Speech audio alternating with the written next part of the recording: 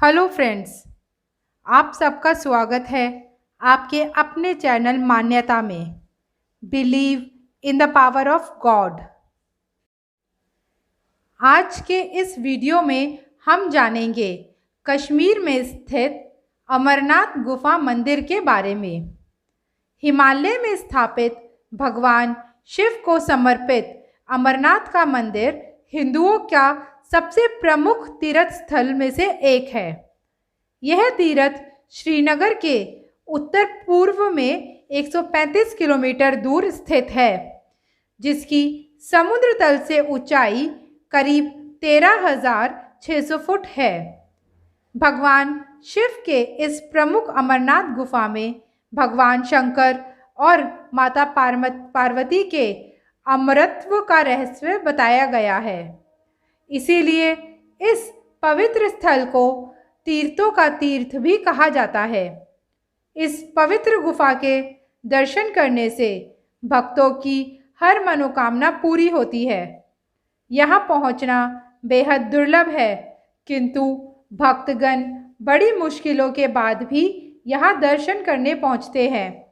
इस पवित्र गुफा की यह विशेषता है कि यहाँ हर साल बर्फ से बेहद सुंदर शिवलिंग बनता है।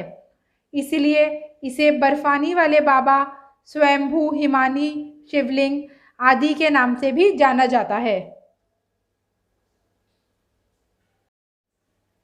पौराणिक मान्यताओं के अनुसार अमरनाथ की गुफा ही वह स्थान है जहां भगवान शिव ने पार्वती को अमर होने के गुप्त रहस्य बताए थे। उस दौरान वहां उन दो दिव्य ज्योतियों के अलावा तीसरा कोई प्राणी नहीं था। न महादेव का नंदी, ना ही उनका नाग, ना ही सिर पर गंगा और ना ही गणपति कार्तिकेय। कहा जाता है एक बार देवी पार्वती ने देवों के देव महादेव से पूछा, ऐसा क्यों है कि आप अजर हैं, अमर हैं, लेकिन मुझे हर जन्म के बाद नए स्वरूप में आकर फिर से बरसों तप के बाद आपको प्राप्त करना होता है। जब मुझे आपको पाना है तो मेरी तपस्या और इतनी कठिन परीक्षा क्यों? आपके कंठ में पड़ी नवमुंड माला और अमर होने के रहस्य क्या है? महादेव ने पहले तो देवी पार्वती के उन सवालों का जवाब देना उचित नहीं समझा, लेकिन पत्नी हट के कारण कुछ गूढ़ रहस्य उन्हें बताने पड़े। शिव महापुराण में मृत्यु से लेकर अजर अमर तक के कई प्रसंग हैं, जिनमें एक साधना से जुड़ी अमर कथा बड़ी रोचक है, जिसे भक्तगण अमरत्व की कथा के रूप में जानते हैं। गुप्त स्थान की तलाश में महादेव ने अपने वाहन नंदी को सबसे पहले छोड़ा। नंदी जिस जगह पर छूटे उसे ही पहलगाम कहा जाने लगा। अमरनाथ यात्रा यहीं से शुरू होती है। यहाँ से थोड़ा आगे चलने पर शिवजी ने अपनी जटाओं से चंद्रमा को अलग कर दिया, जिस जगह को चंदनवाड़ी कहा जाने लगा। इसके बाद गंगा जी को पंचतरणी में और सर्पों को शेषनाग पर छोड़ दिया। इस प्रकार इस पड़ाव का नाम शेषनाग पड़ा। अमरनाथ यात्रा में पहलगाम के बाद अगला पड़ाव है गणेश टॉप। मान्यता है कि इसी स्थान पर महादेव ने पुत्र गणेश को छोड़ा। इस जगह को महागुना का पर्वत भी कहते हैं। इसके बाद महादेव ने जहाँ पिस्सू नाम के कीड़े को छोड़ा, वह जगह पिस्सू घाटी है।